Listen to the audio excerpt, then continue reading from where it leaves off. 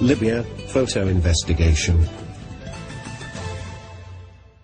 I present to you the armor-piercing material that demonstrates the real source of revolution in Libya. You will see that the rebels have new foreign weapons which were not adopted by the Libyan military forces. Foreign instructors, foreign weapons, foreign money, foreign scenario, but native blood.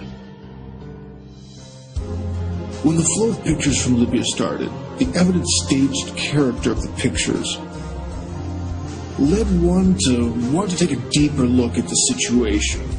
Note, all the pictures shown were taken by Western journalists, highlighting the situation from the rebel standpoint only.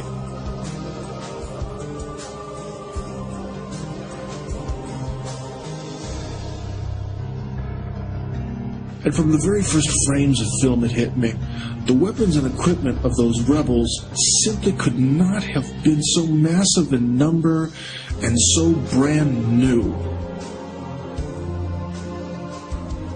Unless the weapons somehow found their way there on time from the outside.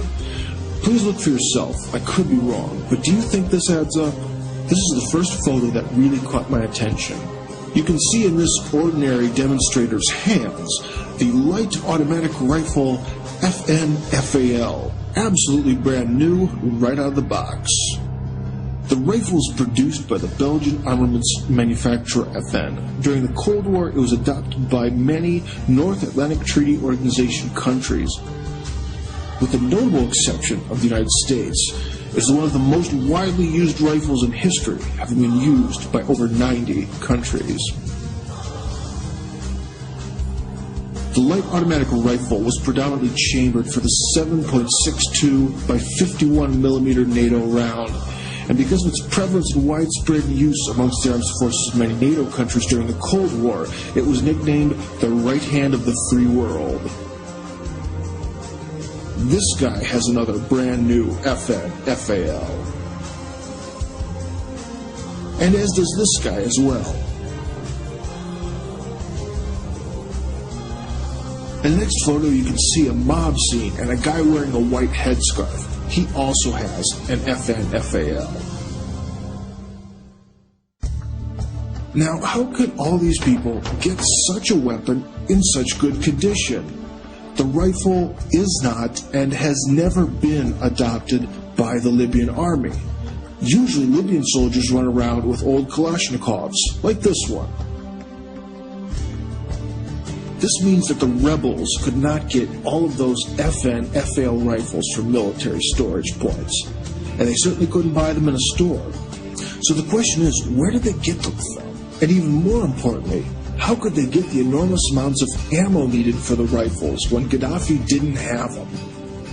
Let's also take a look at the machine guns. Well, the ancient DSHK Soviet heavy anti-aircraft machine gun, firing 12.7 by 108 millimeter rounds, is actually quite normal for paramilitary nomads. But where did this thing come from? Or this. As you can see, these are U.S. machine guns chambered for NATO rounds. And again, they're absolutely brand new, right out of the box. Gaddafi couldn't have a weapon like this because of 40 years of embargo. And also, he really wouldn't need it because the rounds for it are very expensive, and getting them delivered is a big problem.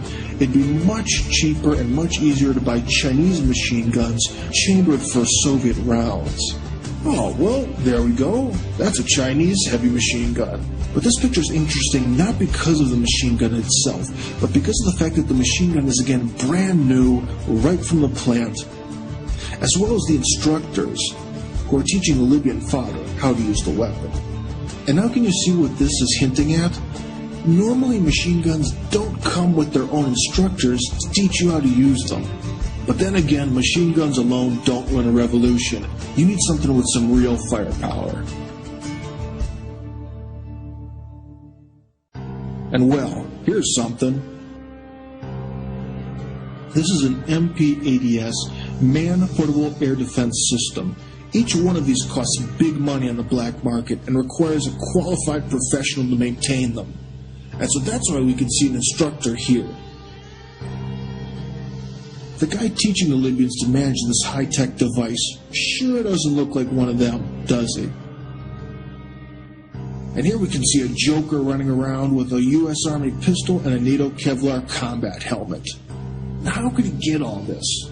From Gaddafi's military storage? Come on. But most of all, I like this picture. And what do we have here? Two natives holding a crate of 106mm rounds for the recoilless M40 rifle. The native bin Laden among them points to where to carry the crate. The M40 recoilless rifle is a lightweight, portable, crew-served 105mm weapon intended primarily as an anti-tank weapon made in the United States. Okay, this crate is American and brand new. I think you can realize that by now. For example, if you look at the perfect condition of the crate, straps, come on, you can't tell me that this came from Gaddafi's ancient storages.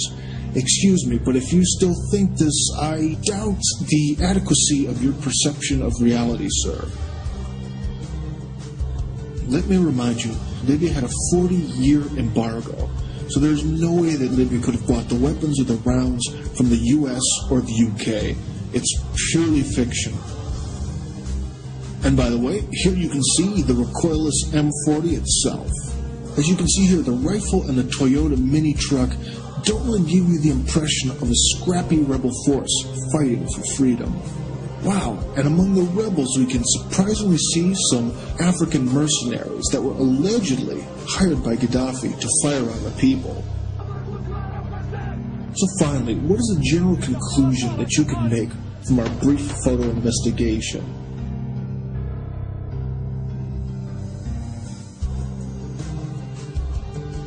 Well, we can see a lot of brand new NATO weapons, foreign instructors, American ammo, new uniforms and equipment, and a suspiciously large amount of non-Libyan mugs. Do you know what this looks like? You're absolutely right. It definitely looks like a well-organized crew from abroad. The foreign managers have brought the people, provided the brand new weapons, instructors, and equipment, all to the young people in Libya. Naive young people who work for free drugs, dope, and just the rush of being a revolutionary. Well, maybe you still don't believe me. You've taken a look at all the photos, and there's still some doubt. Well, let me show you one last photo. This is what a real desert fighter looks like. No clean NATO weapons, no shining brand new American ammo from unopened boxes, and no Kevlar vests from Europe. Just some rags, an old gun, an axe, and the will to fight. That's what you see there, and that's what everyone fighting should look like. So what's your opinion now? Do you really think all those people in the previous photos are real common demonstrators? What do you think?